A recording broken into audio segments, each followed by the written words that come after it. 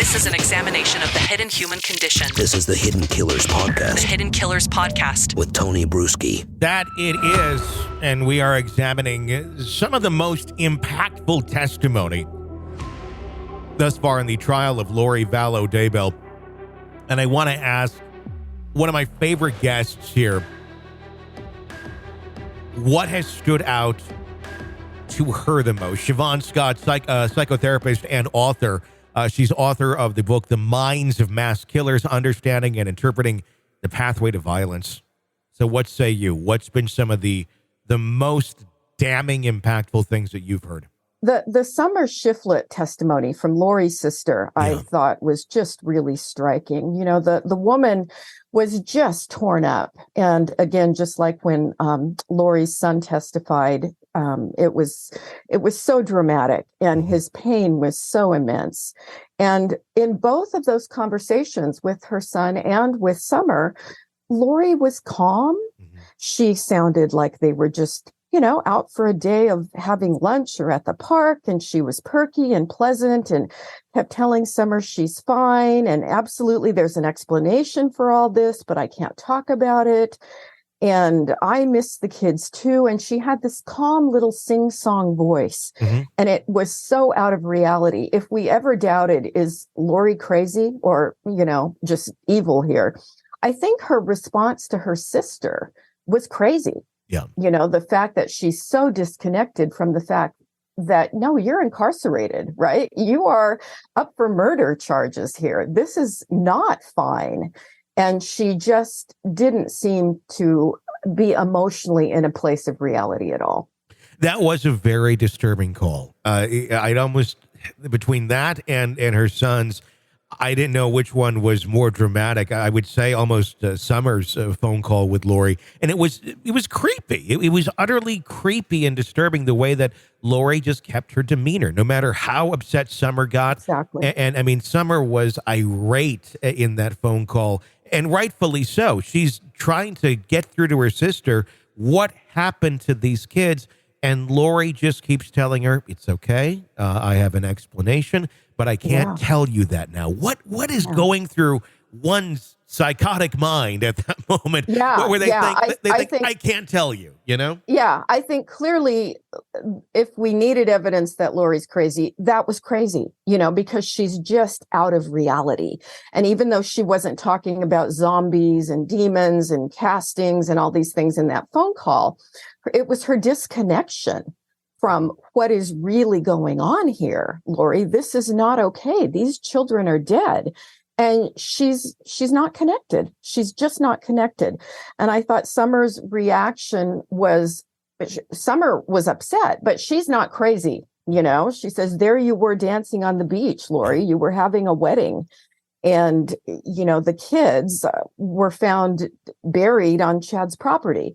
And so I found that really telling about Lori's even current state of mental illness, the fact that she can be so disconnected from everything. It was very bizarre. Some of her comebacks to Summer, including when Summer said, your kids are dead. They're buried in Chad's backyard and you're dancing on the beach. At the moment in time when Lori was dancing on the beach, no one knew where the kids were. There was still a search going on at that moment in time while she was dancing on the beach. But then Lori even recognizes in that phone call that it was months ago. I had to move on. I had to find some sort of happiness. So she recognizes that she knew the kids were dead.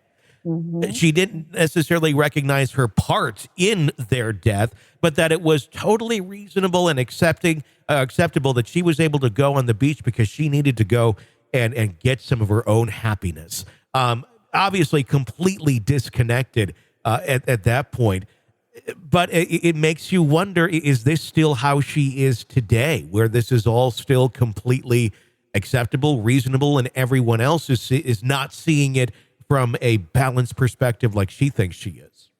Yeah, we hear often in some of the reporters who are covering the trial that Lori will appear tearful at times, but a lot of the times she's smirking, she's smiling, she's laughing.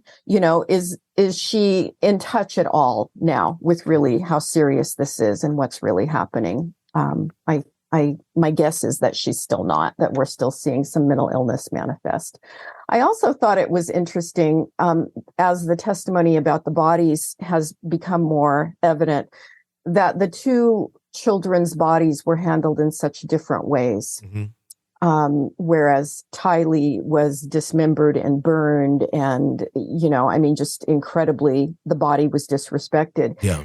And then JJ was buried in a much more, what would we say, respectful manner, even though he had a duct tape on his mouth and a bag over his head, which is horrible. But that there were attempts made to shore up the grave with wood. And I didn't realize until I heard Tammy Daybell's sister Samantha's testimony this week that Chad had been a gravedigger for a cemetery. Yes. And I thought, well, there's meaning here somehow in the way that the two bodies were treated. Do you think it was something ritualistic, or was it, let's hide our crime scene as best as we possibly can? And obviously they didn't do a very good job. Yeah, they didn't do a very good job. And it probably is more about let's, cover the evidence as best we can. But I'm wondering, was there some real rage at Tylee? Because to mutilate a body in that way, it's just horrifying, absolutely horrifying. And now we're seeing, just as a recording of our conversation here, today, they found DNA on the duct tape that was around JJ's mouth where he was asphyxiated. And it was a strand of hair that belongs to Lori. 1 in 72 billion chance, I believe, is what it was looked at as having that profile.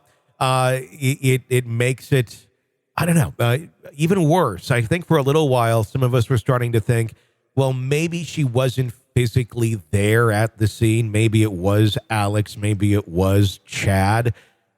I don't know. I mean, if you use duct tape around the house, I suppose it's likely that maybe that roll of duct tape got her hair on it at a different point in time.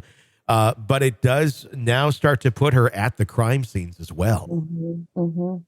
Yeah. And I think with the level of mental illness that we see with her, it's certainly feasible to me that she could have physically been present and participated to some degree. It was also revealed somewhere this week, and I can't remember which person discussed it, but that Alex Cox had had a brain injury at age 16 and had never really developmentally progressed in a lot of ways, that he still acted very adolescent and very immature, impulsive. And so when you put all of these characters together and the different ways that they had problems, it's really a nightmare, but it's really fascinating at the same time. It's been a perfect storm of wrong. Obviously, I know you're not an attorney, but I'd be curious to get your insight. If an attorney came to you, if one of her attorneys came to you and said, how do I keep her in line for the rest of this trial? How do I keep her from, going off and making this far worse than it already is? Because they got to be hearing these things and seeing this evidence going, yeah, this is pretty damning. And the way that she's been acting in court, far fewer outbursts than I expected thus far. But to the smirks, all of that. What do you say with someone that is for all intents and purposes psychotic? Yeah, I think the best her attorneys can do, which I'm sure is what they're working on, is to keep her quiet and to keep her, as toned down as they can. And she's probably on medication. That's probably a big part of what we're seeing too. Is there ever concern with the medication that could end up being looked at down the road in appeals in some way, shape, or form as, well, our client was, medicated up and couldn't fully participate in their own defense? I mean, granted, if they weren't medicated up, they also probably couldn't participate in their own defense. But, I mean, could it be looked at something where that could bite somebody, in the butt at the end? Because that, I don't know, is that an argument? Has it ever been used as an argument when someone's trying to calm someone down like this so they can be presentable to a jury? I don't know that if that's ever been successfully used. I mean, when it comes to legal maneuvering, I think you can just expect at some point you'll have found cases where just about anything has been used as an argument. But I think in order to prescribe medication, there has to be clinical justification for it. And I'm sure in a case like this, where everything is going to be scrutinized, that there is justification for whatever is being done medically for her. And I have no inside information, of course, but my guess is that when she has been hospitalized, forensically hospitalized, that she has been put on a regimen of medication and probably still is. So, if they are using medication, they have justification for it. And she certainly doesn't look like she's drooling and over-medicated. Sure. This is an examination of the hidden human condition. This is the Hidden Killers The Podcast Hidden Killers Podcast. with Tony Bruschi. There is much more to come. Be sure to press subscribe so you don't miss any of our breaking updates, discussions on the cases, and courtroom audio as we have it for you right here. I'm Tony Bruschi. Stay with us.